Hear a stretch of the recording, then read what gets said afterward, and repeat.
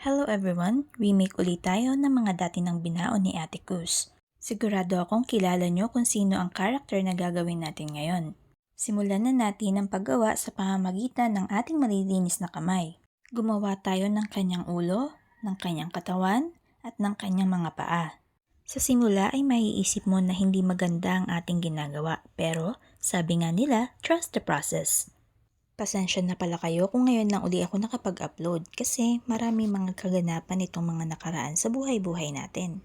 Pipilitin ko na palagi makagawa ng mga bento baon para kay Ate Kus dahil grade 6 na siya at hindi ako sigurado kung gugustuhin niya pa rin sa high school ang mga ganitong baon.